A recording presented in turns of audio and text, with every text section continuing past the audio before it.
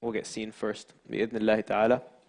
Next week, we won't be having our typical Friday forum setup. We have a special guest with us. We have AMP, the American Palestinian American Muslims for Palestine. They'll be doing their Nakba event, the 75th Nakba. They'll be talking about the modern history of Palestine. And I think it's going to be a very important discussion for us to be here for and to listen to. It'll be right here, same time, same place, 8 o'clock after Maghrib, inshallah, up until Isha. So hope to see you all there.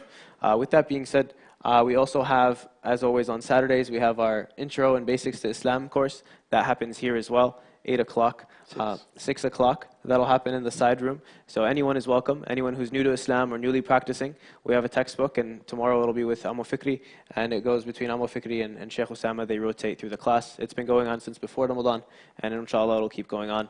Also, very soon, keep a lookout for our next announcement. We'll be having our courses, our Sunday night courses. We'll have our Tuesday night courses launching very soon. So keep an eye out for the announcements there. You can see them on the emails, and also we'll be announcing them on Fridays, inshallah, and on the chats. If you want to get on any of those chats, we have plenty. And we can throw you on that chat, inshallah. You can ask someone, they can share the link with you, and you can join. Bi-idhnillahi ta'ala. With that said, let's get started. Where do we begin when we start talking about this? Is it when we talk about akhlaq? Do we talk about character? How does it connect to tawakkul? How does it connect to our emotions?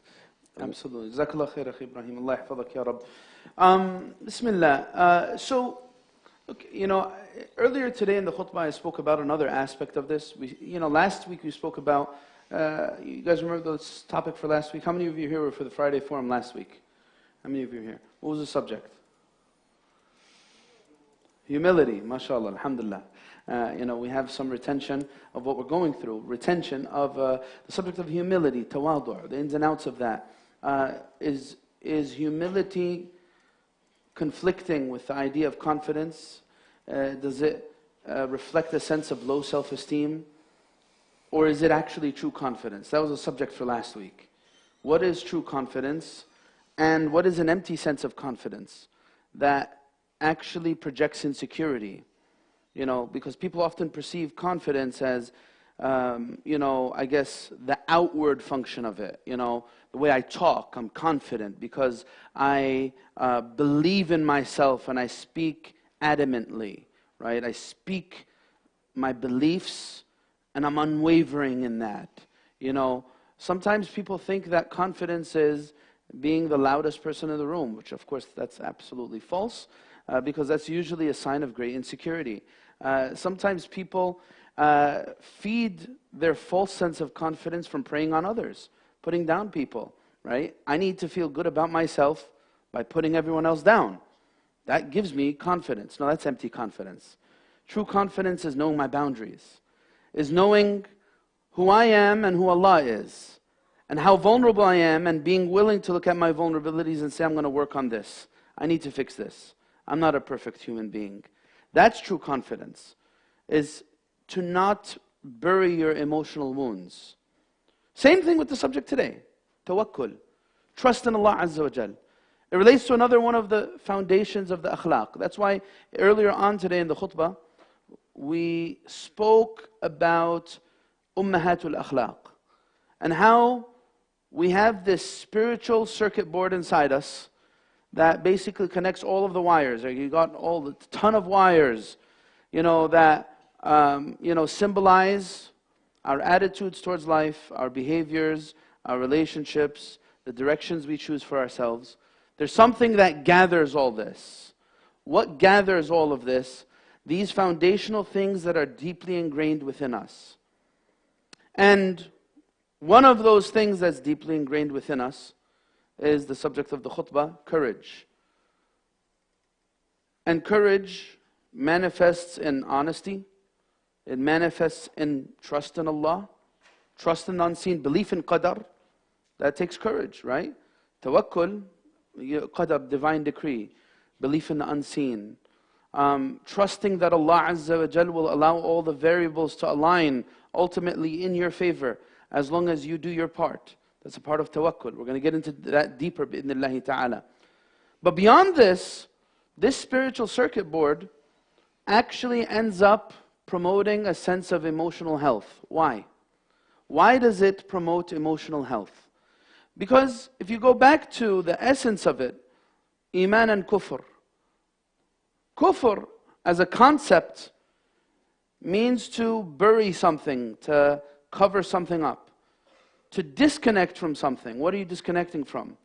You're disconnecting from your soul. You're severing the tie of your soul to your body, your material presence to your metaphysical presence, your spiritual presence. You're severing that connection. And that causes kufr, disbelief, because you're denying the core of your humanity. And in this regard, you'll find that many of the verses of the Quran actually speak that Iman promotes emotional stability. Now, of course, we're not talking about medical things here, by the way. You know, there is that condition where people have their affairs in disarray because of certain chemical imbalances that are out of their hands. And those individuals, they're tested in their health. And they need to be perhaps seen by medical professionals, perhaps on some type of medication or whatnot. That's different. What we're talking about is something behavioral, meaning that things go into disarray because of the choices I make. And this is the more dominant, this is the more common of the two. So when I'm talking about emotional stability, the Quran says that's deeply rooted in faith. And that's why the Prophet ﷺ was the most emotionally intelligent individual. The emotional intelligence of the Prophet ﷺ is something that we study. We'll talk a little bit about that, inshallah, through the course of our discussion. But now we're just framing. We are framing this discussion. The Prophet ﷺ had emotional intelligence. When Allah speaks about emotions in the Quran, He describes them as contributing to virtue or lack of virtue. Now, if you look at the Quran, it tells us something very, very important about the prophets, messengers, the righteous ones, our righteous predecessors. They were a people who were in a vertical state. Look, they really look. إنما أشكو بثي وحزني إلى الله. Who said this? Who said this? Yaqub alayhi salam. Yaqub alayhi salam. He said, I put forth my distress and my sadness to Allah. إنما أشكو بثي وحزني. That's powerful. The Quran also describes the Prophet ﷺ's emotions in many of the verses of the Quran. There's a verse in the Quran that says, لَعَلَّكَ بَاخِعٌ نَفْسَكَ أَلَّا يَكُونُوا مُؤْمِنِينَ. Perhaps you may cause yourself ruin, O Muhammad, because they don't believe. In another verse, Allah says, وَلَقَدْ نَعْلَمُ أَنَّكَ يَضِيقُ صَدْرُكَ بِمَا يَقُولُ. We know that your chest becomes constricted because of what they say. Right? Being in a vertical state, what does that mean? There's a verse in the Quran, it says that the shaitan does the following, or promises that he will do the following. He says, ثُمَّ لَآتِيَنَّهُمْ مِنْ بَيْنِ أَيْدِيهِمْ وَمِنْ خَلْفِهِمْ وَعَنْ أَيْمَانِهِمْ وَعَنْ شَمَائِلِهِمْ وَلَا تَجِدُ أَكْثَرَهُمْ شَاكِرِينَ. I'm going to come to them from in front of them and behind them, and from the right and left, and you will find most of them are ungrateful. Right? What are the two directions He does not mention? What are the two directions He does not mention? Anyone say it? Up and down, right? Above and below. Why doesn't He mention these directions? I'm going to tell you. The reason why He doesn't mention these directions is just there's two profound points here. One of them is, as long as the abd, as long as the individual continues to wander about in a horizontal plane, looking this direction, that direction, he will not find Allah. He will not find what he needs. And we're not talking about a literal sense of direction. We're talking about something that is beyond the physical. We're talking about a spiritual connection. When the individual finds themselves in a vertical state, meaning I'm turning to Allah Azza wa Jal, meaning that I'm connecting with the divine, then I'm going to find that the shaitan can't get to me. I'm going to find myself spiritually empowered. And that's, if I'm spiritually empowered, I will be emotionally empowered. If I'm spiritually empowered, I will be emotionally empowered. Yes, absolutely. The other profound reason why he doesn't mention above and below is because shaitan can't disconnect people from Allah. If people really want Allah, they can find Allah. He doesn't mention below because that's a humble direction. And the shaitan's not about humility. And he'll never humble himself in that manner. So, going here a little further, how does the Quran describe emotional instability? You find many verses in the Quran show us that the hypocrites were a very emotionally unstable people, or are a very emotionally unstable people. What are the examples? There are people who don't really remember Allah except when they're in public. Why? Because they need to prove something. They need to, validate who they want people to perceive, how they want people to perceive them.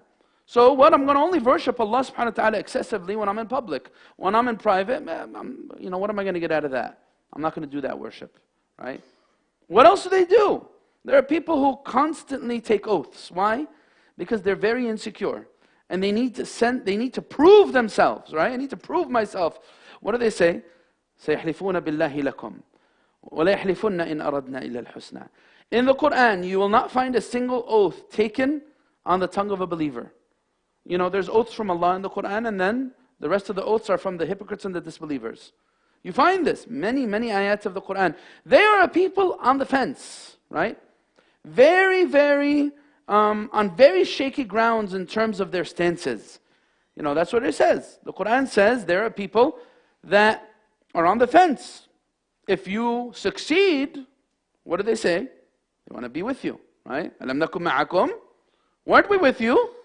And then if you were to experience some heartache and some pain, they'll run far, far away and say, we have nothing to do with you. These are the hypocrites.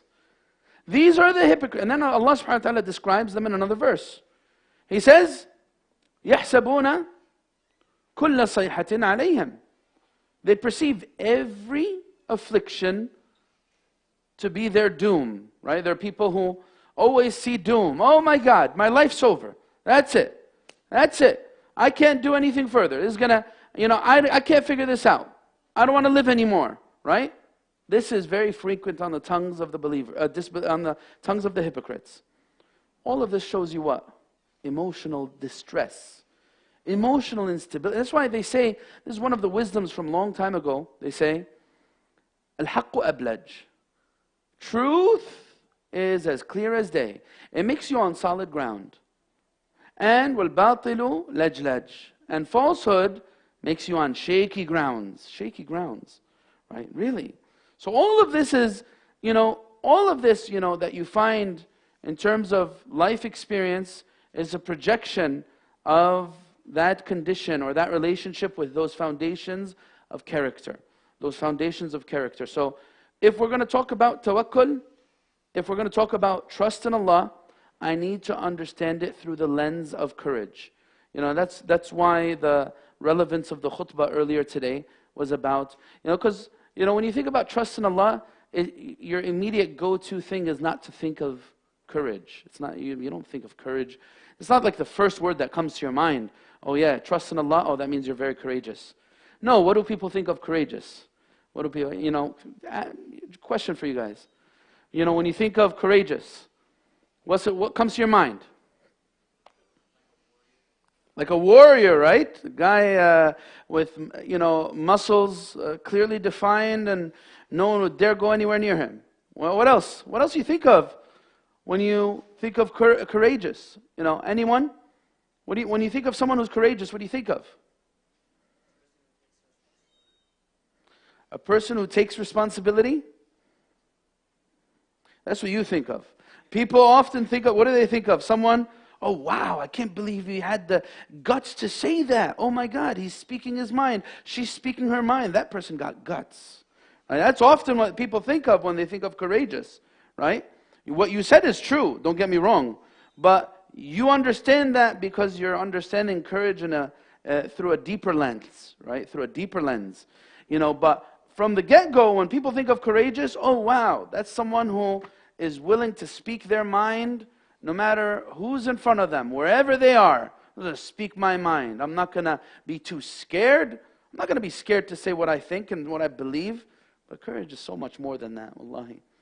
And this is what we spoke about in the khutbah earlier today. How does trust in Allah relate to courage? This is a question. This is a question. How would you guys say trust in Allah relates to courage? Tawakkul, trust in Allah. How does it relate to courage? Who could give us a link? Anyone? That's التوكل. أنا بحكي عن trust. كيف ما وجه مناسبة التوكل مع الشجاعة? Where's the link? الصدق مع الله. Honesty. Yes, I guess you could say there's something more. Think about it more deeply. Think about it more deeply. When you say tawakkul ala Allah, what do you need to have trust for? What are you having trust in Allah for? For what? What's going on? All right. When you think of, oh, I need to have trust in Allah, what are the types of scenarios in your life that remind you of, oh, I need to have a whole lot of trust in Allah to deal with this? What? Times of calamities. Be more specific. More specific. All right. You want, Health. That's a big one, right? Imagine you just found out you have cancer. And the doctors are not sure if you're going to live, for very long. And you're going to get ready to, I don't know, do some type of surgery or chemotherapy or not. That is going to make the believer, there's two directions to go here. The believer, if they have tawakkul in their heart, of course it's still very difficult to deal with. No doubt. No doubt it'll cause all kinds of emotions, and that's okay. But just think about it. Just think about it. We've seen such great examples of people when they're put up against the wall in those like very big health challenges.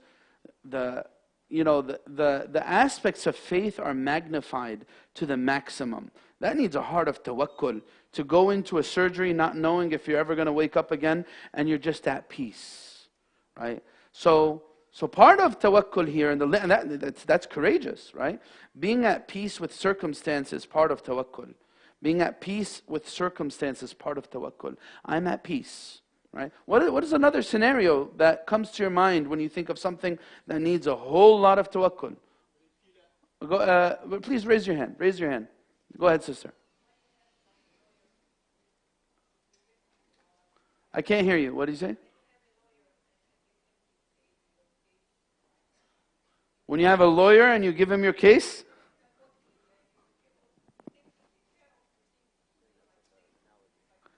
You're saying it like an analogy, Yani?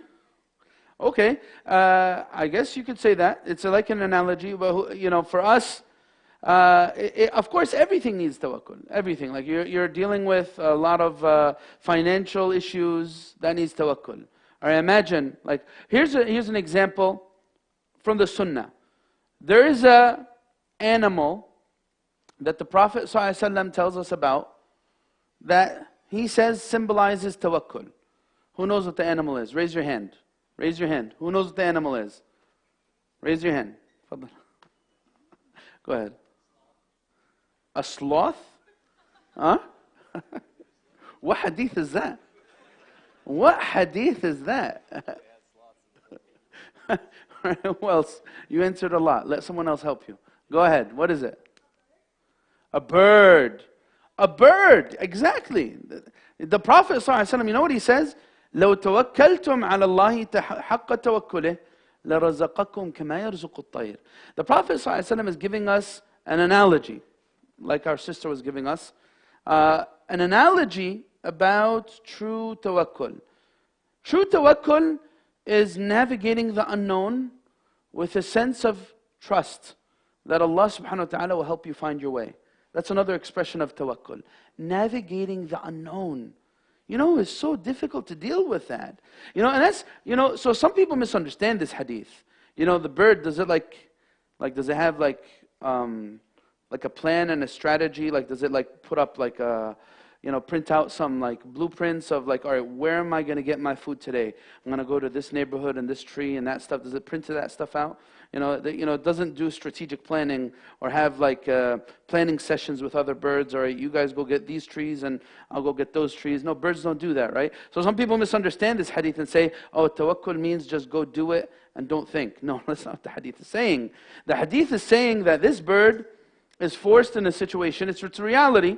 Again, animal instinct, it's forced in a situation where it needs to navigate the unknown.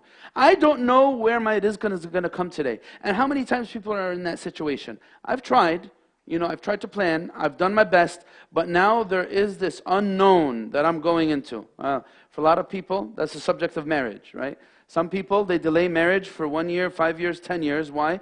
Because they have no tawakkul. You know why they have no tawakkul? They're afraid. You know why they're afraid? Because they're considering all of the possible bad things that could happen in marriage, and that's why they don't want to get married. They've heard too many bad stories. You know how many people, because they've been scarred once, twice, and thrice, as they try to get married, they say, you know what, forget about this whole marriage thing, too risky. I hear it all the time, from brothers and from sisters. Why should I go give someone the opportunity to take half of everything I own, right? I'm not going to get married, forget about it, right? Why should I let myself be captive by some guy? I don't know if he'll be lousy or whatnot. It happens by brothers and sisters. They think this way, right? Marriage, risky business, forget about it. Let me just focus on me, myself, and I, build myself and my career, and after I build myself and my career, I'll get married way later on. And of course, now this is even... once upon a time, this was just brothers that were thinking like this. Now it's brothers and sisters. Delaying marriage because of lack of tawakkul. Because of lack of tawakkul. Not wanting to have children because of lack of tawakkul. Right? There's this... now, of course, tawakkul doesn't mean, hey, you know what? Just live in chaos. Don't plan. That's wrong. Of course, that's not what's meant by tawakkul, right? If you want to plan for things, that's okay. But sometimes this planning, when it exceeds its bounds, it becomes unreasonable, and it actually becomes like, something like a disorder. It manifests like a disorder. I don't want to. I can't do this. No. This is going to be too difficult because of X, Y, and Z reason. And no, I don't want to have children because of X. No. What did the Prophet ﷺ? What did the Sahabi say? He said, "Kunna na'zilu wal Qur'anu yanzil." He said during the time of the Prophet ﷺ, they would do things as a matter of contraception to avoid getting pregnant. And the Prophet ﷺ did not prohibit them from doing that. But he told them, do as you may, for Allah's qadr will still come anyway. That's why it was makruh to do that. It's makruh to do that.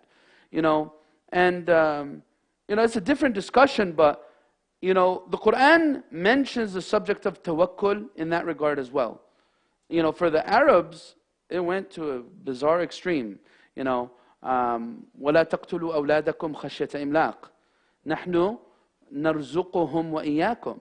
Don't kill your children from fear of poverty. We're going to give them and we're going to give you as well. Every child, there it is, comes along with them. Those are understandings of tawakkul. Now, of course, a modern day correlation that comes close to that is the idea of abortion, right? And that subject, again, why am I going towards that? Why am I deciding that? Why am I thinking like that? Is it because I don't want to navigate the unknown and I don't want to take risks and I'm very averse to risks? So I don't want to get married. I don't want to have children. I don't want to invest in a business. I don't want to do anything. I'm just going to shelter in place, so to say, because I don't have any sense of trust. I've been hurt too much, right? This is a big subject when it relates to tawakkul. I went a little long with the framing, but this is the beginning of the discussion of understanding what tawakkul applies to, how it relates to courage, and how this is a critical part of my akhlaq that actually gives me a sense of emotional stability. All of these subjects relate to each other. Emotional stability, emotional intelligence, courage. The other three, by the way, if you don't remember them, who remembers them? I said this in the khutbah earlier. This is the last thing I'll mention. There's 4 foundations for akhlaq and for character. 4. One of them was courage. Does anyone remember what the other three were? Does anyone? You need to be really paying attention to remember them. Fadlan. Jazakallah khair. One of them is adl, justice. And what's another one? I already said that. Courage. Shukran. But what's another one? Something relating to the mind. Hikmah. There you go. Hikmah. Wisdom. What's the last one? Sabr. Huh? Is it sabr? I don't remember. No, not sabr. Not sabr. Sabr relates to shaja'a. Relates to courage. Yes? Huh? No, truthfulness relates to courage. Right? What's one more? One more. Iffa. That's the fourth one. Iffa. Iffa, they translate it as chastity, but it's more than that. Preservation of dignity. That's what it is. Iffa. Preservation of dignity. I'm not going to do things that demean my humanity, and undermine me, and bring me disgrace and humiliation. I'm not going to do those things, right? So anyway, those are the four things, and I guess we could see where we could take the discussion from here. Yeah. I don't know if we got questions or. We have a few, but before that, since we mentioned tawakkul a lot, can we talk about what it means to have tawakkul in a detailed or a more detailed and practical sense? What does tawakkul look like in my day-to-day? When do I know when I stop? Yes. And I let go versus I have to do the work. I can't wake up and just expect the worm to come to me, right? So where do we draw the line? The difference between tawakkul and tawakkul. How do we set that up? Absolutely. Look, it's very important to understand that Allah subhanahu wa ta'ala made this dunya upon universal laws. There is a reality of cause and effect. A reality of cause and effect. And everything needs to run its course. Everything has a process. Things don't just fall from the sky, right? Like the Sayyidina Umar, he saw someone sitting in the masjid at a time other than the time of prayer, and he went and he scolded him and reprimanded him. He kicked him out. He said, this is not to give Ridwan the green light to kick people out of the masjid, but it's a reality. What did he say to him? He said, none of you should sit down and say, I'm not going to seek rizq. I'm not going to seek my provision and gaining an income. I'm not going to seek gainful employment. Because you know that the sky does not rain gold and silver. Right? Sometimes it happens. Like someone has like this spiritual awakening and decides, you know what, I'm just going to quit my job and I'm going to live off of, I'm going to scour the earth, I'm just going to scavenge, that's it. Whatever I'm going to live off of that. Why? Because I'm a mutawakkil ala Allah. I'm going to stay in the masjid 24/7 and I'm going to be out of a job for 6 months or a year. Why? Because I'm someone who trusts in Allah. That's not trust in Allah. That's a person who found something they desire and they pursued it. That's a form of desire and shahwa. That's a form of shahwa, right? So what is tawakkul? What is tawakkul? Tawakkul is for me to understand this relationship between cause and effect very well and to follow through accordingly. Now, when you get sick, what causes you healing? Answer the question. When you get sick, what causes you healing? You answered a lot. I want a lot of other people to join you. Who? What's up? Time and rest causes you healing? Interesting. I know some people don't like taking medication. But anyway, what is it?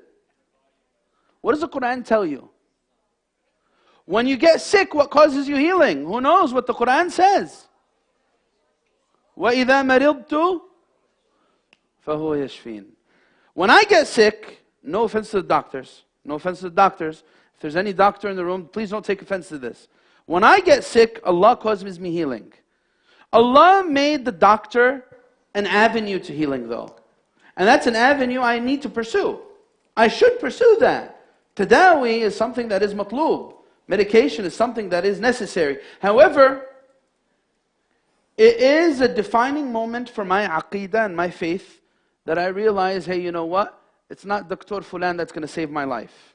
Right? Whenever I think it's Dr. Fulan, right, I have this illness, very scary illness. The doctor just brought me the news. I have to make a choice. I have to make a choice.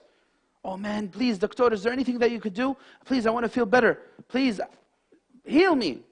I can't think like this. No, I can't think like that. I need to realize, look, Ash-Shafi hu Allah. Allah is the one who gives cure. It's not in this person's hands. Because at a certain point, no matter what Dr. Fulan or Dr. Fulana does, if Allah doesn't want or doesn't decree that I feel better, I will not feel better. That's a realization. Medication can help because it is a cause, right? Cause and effect. But who is the cause of causes? Who is musabbibul asbab? Allah Azza wa Jal. And we learned this from the story of Ibrahim alayhi salam. Two stories of Ibrahim. You guys know the two stories of Ibrahim that teach us the same exact lesson? What are they? One of them is relating to? One of them? Fire. What's the other one relating to?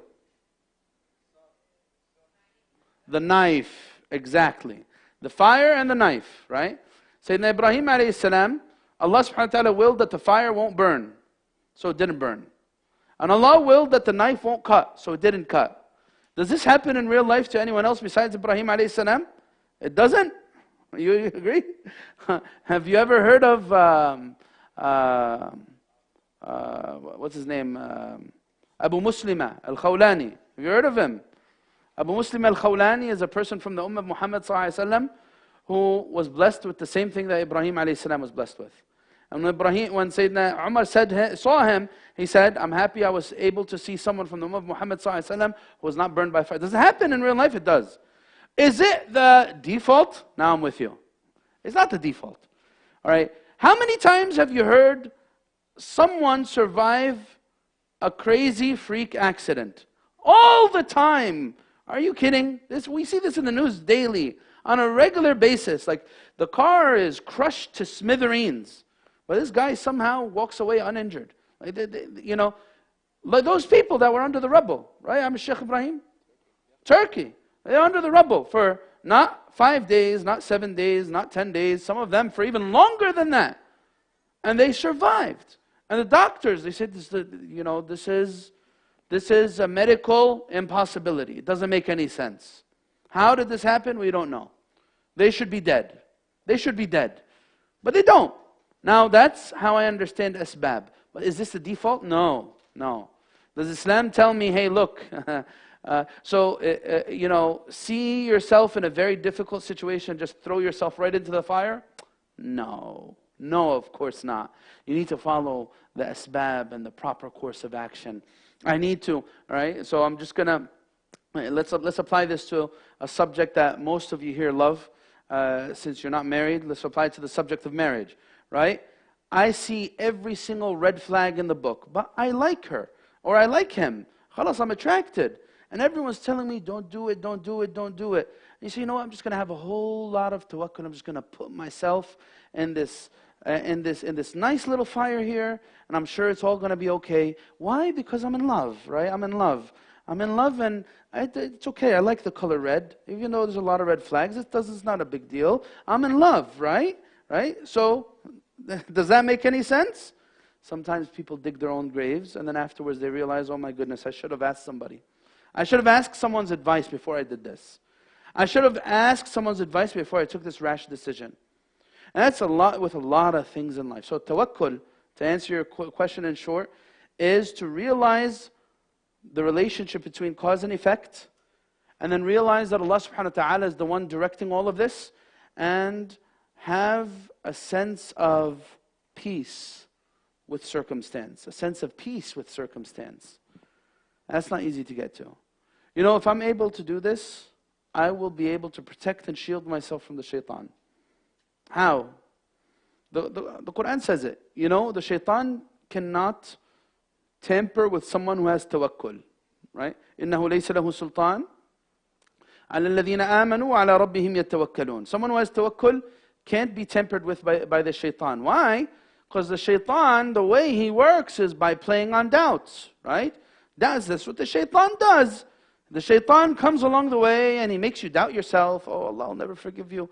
Makes you doubt others. Oh, you can't trust this person or that person. Makes you doubt things in your life. Oh, no way, if I do this, and there's no way I'll ever succeed, this and that. Or marriage is always going to be like this. Or any business I do or any career I seek is going to be like that. And gives you a very depressive outlook on life. Makes you doubt Allah. Makes you doubt others. Makes you doubt everything. This is the go-to button that the shaitan presses inside the soul of every single one of us. Doubt.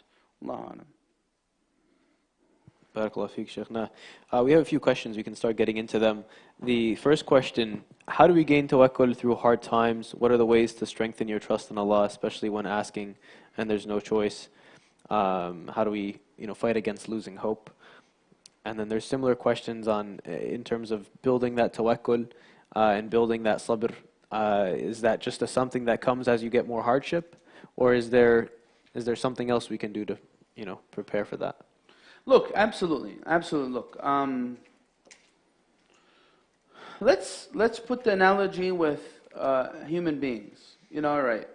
You get to know fulan or fulana, someone, and they seem to be a nice person, but what makes you trust this person? What makes you trust another human being? What causes you to be very confident in what this person may do or may say, or their reaction or their stance in different circumstances in your life? What makes you trust other people? What makes you trust other people? Go ahead.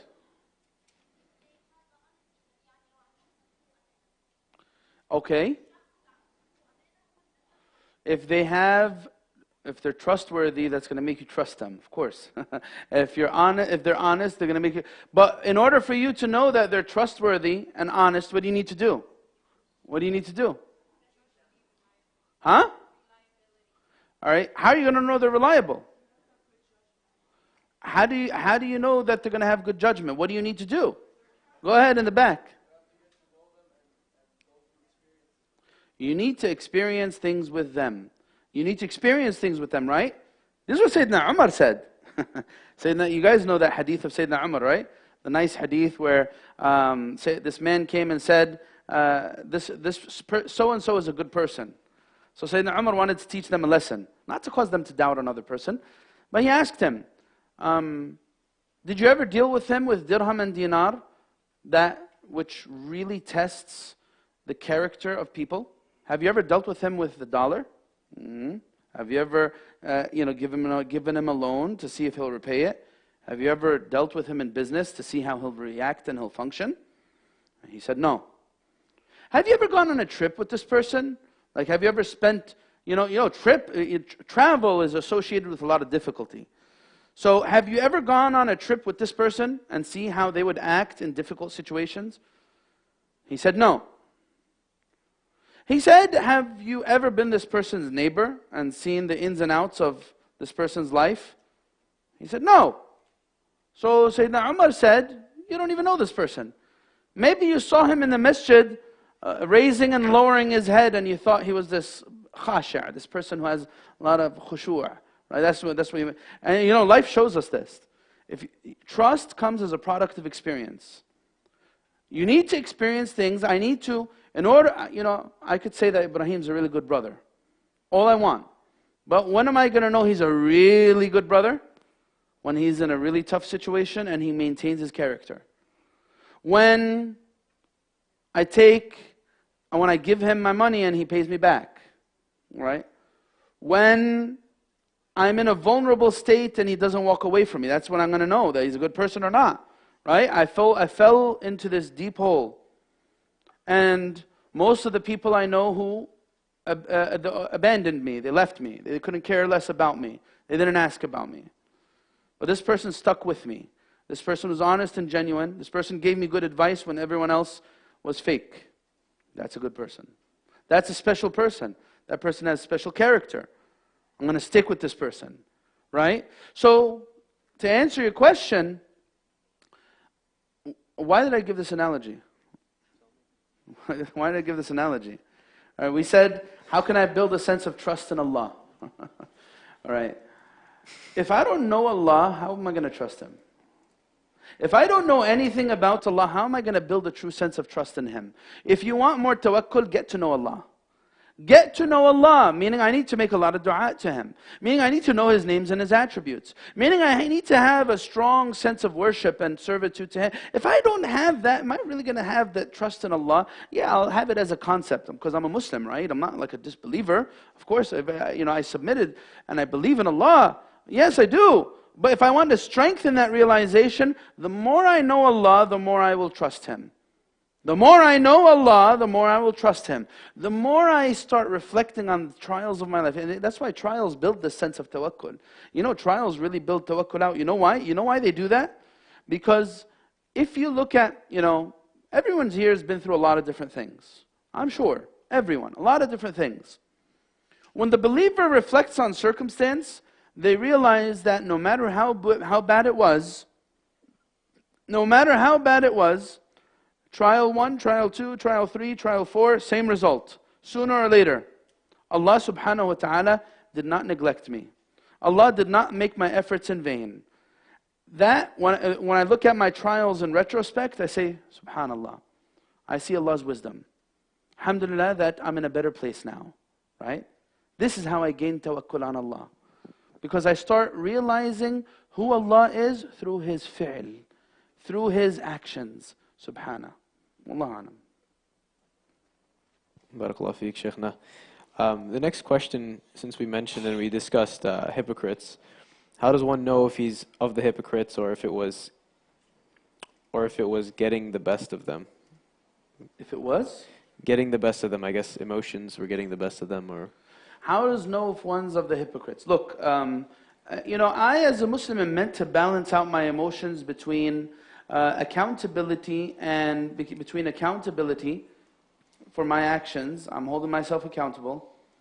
And on the other end, hope in Allah. I'm going to balance them between these two. I'm not going to go to an extreme. What am I trying to get here? The Sahaba, many of them thought themselves hypocrites. And that's a sign of good faith. Good faith is to think that no matter what you've done, I still need to do a lot more. Now, of course, this is not meant to take this to an extreme, because sometimes people could look at, I'm a hypocrite, and they go on this path of self-loathing, and they start hating themselves, and that extreme ends up actually being very detrimental. It's from the shaitan. They start hating themselves really, and they start magnifying all of the bad about themselves until they fall into despair. You don't want this. But at the same time, thinking yourself at risk for hypocrisy is a good thing. That's what the Sahaba felt about themselves. Because if I think, I'm a great mu'min, Allahu Akbar, I'm one of the best mu'mins that's in this community altogether. No one's as good as I do this and I do that and I'm sha'arif. This person, Iblis is sitting right here. Iblis is sitting in their mind. If they think that, I'm such a great mu'min, I do so many good things, Allahu Akbar, I give people, and I just do a lot of salahs, and I do a lot of qiyam and siyam, and I read a lot of Quran, and I'm just all around a great person, Yeah. And this person, shaitan sitting in his head. A'udhu billah. But for me to feel that I'm at risk for that is a good thing. Don't worry. Now, if you feel emotional distress, guess what? You're with everyone else. But what we're talking about is, if I build this sense of spiritual health, guess what? It's going to help me improve emotionally. You know what? Go ask the doctors. Go ask the doctors. They'll tell you, even for mental health issues, one of the greatest solutions to mental health struggles is religion, spirituality. They'll tell you. Go to a doctor, they'll tell you, instead of, you could take depression medication all you want.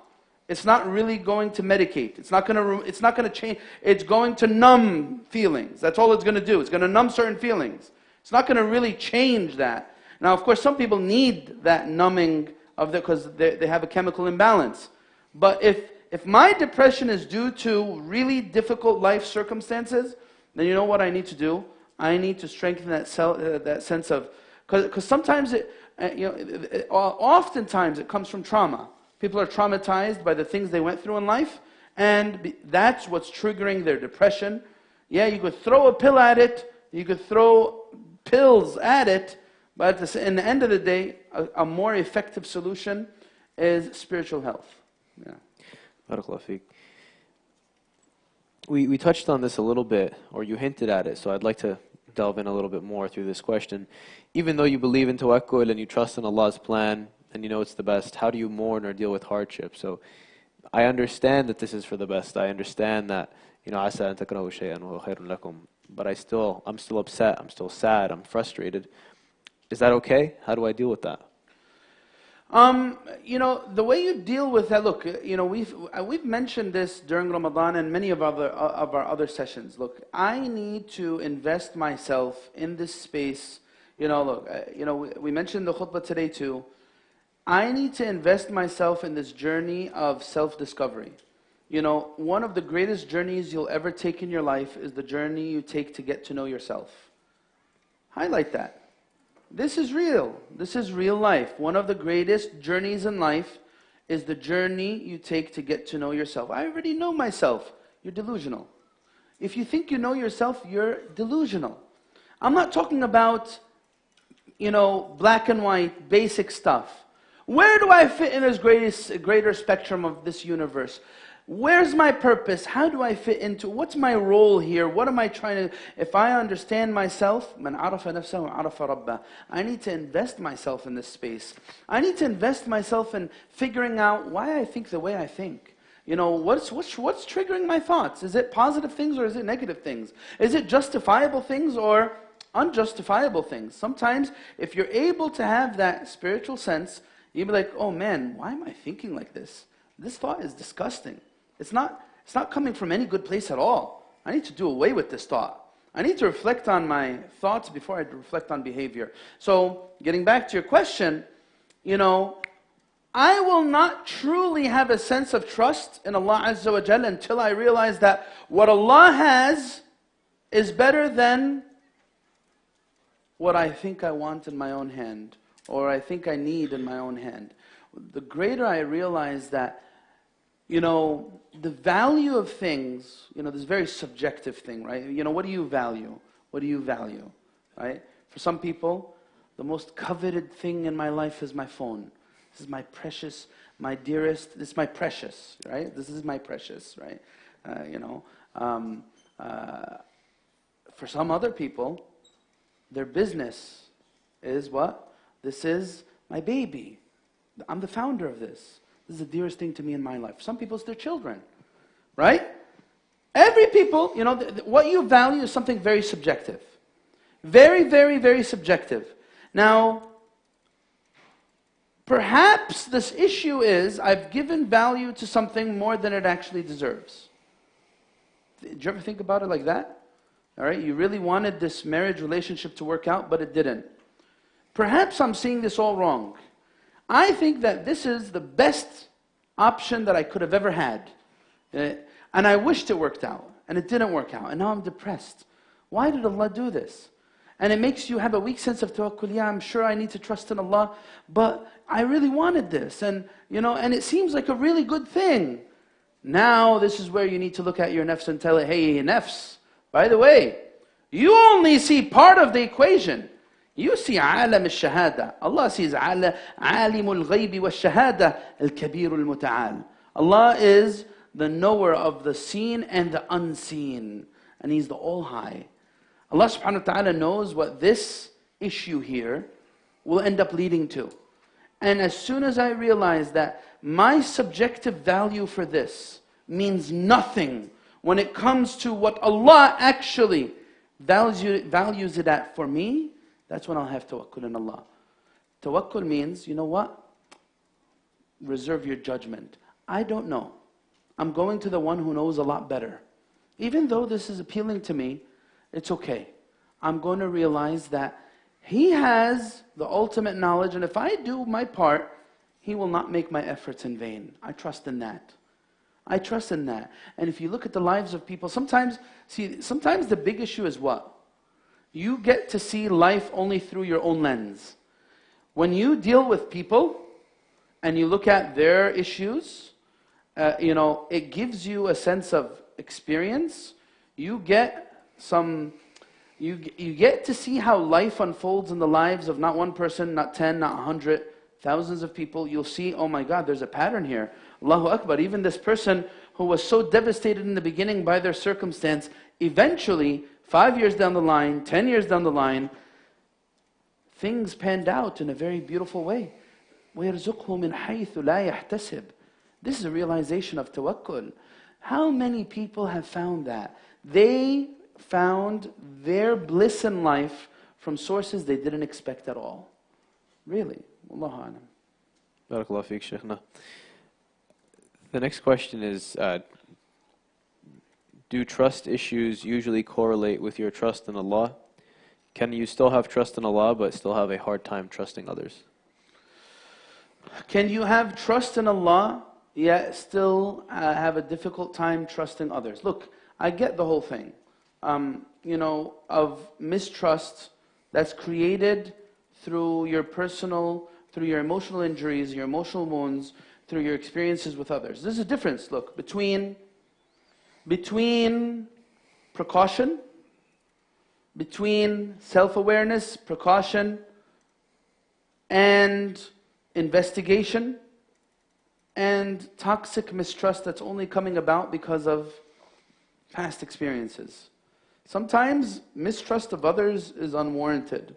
I can never allow myself to have an unforgiving attitude towards human beings just because I've been through a lot of bad things. I can't do that.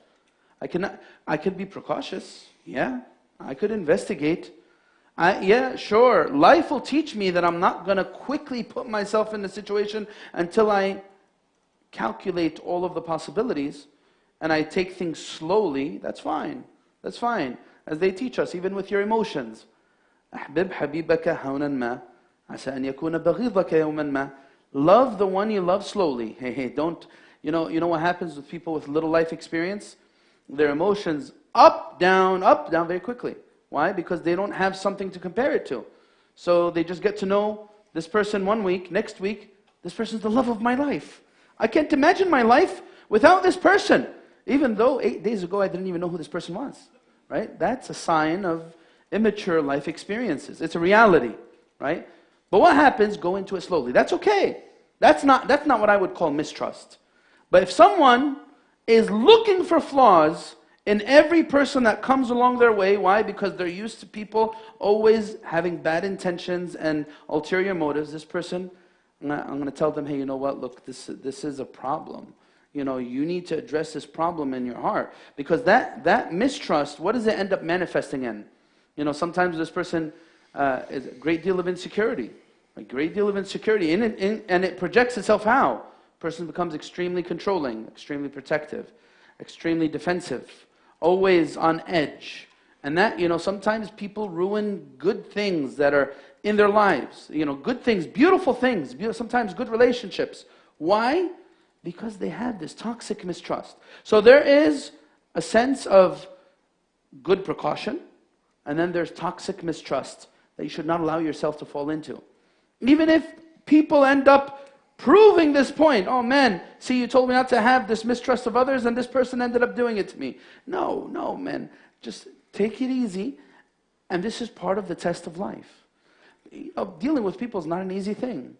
Sometimes if you always expect perfection, look, if you expect perfection from human beings, look, you will not live. You'll never be happy. Someone who expects everyone to deal with them to be perfect will never be happy. Some people are like this. And that's why they never have friends for long.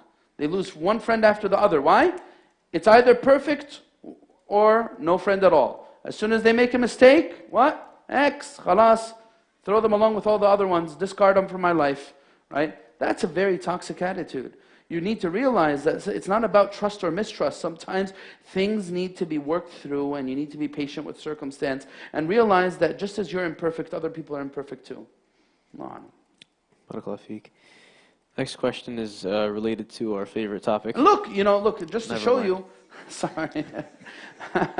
Look, the Prophet ﷺ did the same thing. Look, Hatib. You guys know Hatib, right? Hatib ibn Abi Balta'a, he's a clear example of emotional intelligence. He witnessed Badr. He had family in Mecca. And Fath Mecca was coming. He sent a letter to the people of Mecca hoping to gain some credit with them. Muhammad sallallahu alaihi wasallam and his companions are coming. The Prophet was notified by revelation. The letter was intercepted. Hatib was brought forward. And then the Prophet, and then Sayyidina Umar said, let me do away with this munafiq. The Prophet ﷺ said, hold it right there. He witnessed Badr. And perhaps Allah looked at the people of Badr and said, do as you may because I have forgiven you. What does that tell you about the Prophet ﷺ? Hey, look, it's not about, don't box yourself into this meaningless box of trust, mistrust. The guy made a mistake. He did good things. Work those problems out, and perhaps you might see this person who made an egregious mistake, an act of treachery and betrayal, becomes a great person after that. Sometimes I think that's the better attitude. Don't say, oh, I can't trust people and I'm just going to stay in my little corner because I can't trust anybody. Sorry, go to your favorite subject. You sure? Huh? No more? Go ahead, go to your favorite subject. No, not my favorite subject. Not your Let's make that favorite. clear. Everyone's favorite subject. Okay. Everyone's favorite. There you go. Your favorite subject too. No, no comment. What if you delay your marriage because you have? What if you delay your marriage because you have tawakkul? So you said people. Yeah. Wait, what is it? Yeah. What if you delay your marriage because you have tawakkul? You delay your marriage because you have tawakkul? What does that mean? I don't know. Huh? I mean, it's all yours. What does that mean? I guess they're saying, I'm not going to consider this because I tawakkal ala Allah, I've tried it, it's not working, it's just, when it all falls into place and the cake is made on its own, then that's it. That's the cake is made, so okay, I'm going to wait here in my little corner for the perfect one to be brought to me on a gold platter, right? And, people are going to carry her or him in, here you go. Here's your husband, here's your wife, gold platter. Yalla, go live your life. Does it work like that? I don't know. Of course it doesn't work like that. No, of course. Delaying your marriage because of, look, if someone doesn't want to get married now, that's fine. If someone has different priorities, that's fine. I'm not going to tell you have to get married unless there's certain circumstances that apply. If you're going to fall into haram, if you're that person who's, it's so difficult for you to avoid haram and you're doing certain things that are absolutely detrimental, then in that case, you have to get married, especially if you have the means to. If you have the means to. If you have the means to get married, but you're not really interested in marriage, and if you get married, you're probably going to wrong the other person, whether you're a guy or a girl, then you know what? Don't get married. Khalas, khalik fi halak. Don't get married, right?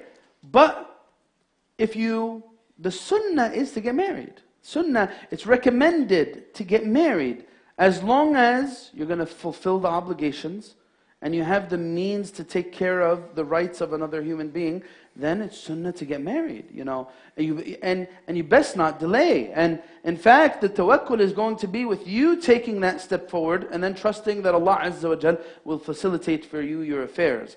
But if you want to stay in the corner until it just comes along, that just proves that you've allowed emotional wounds to make you distance yourself from the subject. And there's a related question from someone else. It touches on what you said. What if I'm delaying marriage because I'm mentally not in the right place? And I think you covered that as well. Yes. Is it okay to do that? Yeah, of course. Marriage is not the patch that's going to fix your problems. No, fix your problems and then make sure you're ready. Of course, no doubt. It's not fix your problems and then go towards marriage. Don't go towards marriage with a whole world of problems. But again, don't use that as an excuse, an unnecessary excuse. Sometimes our mind plays tricks on us.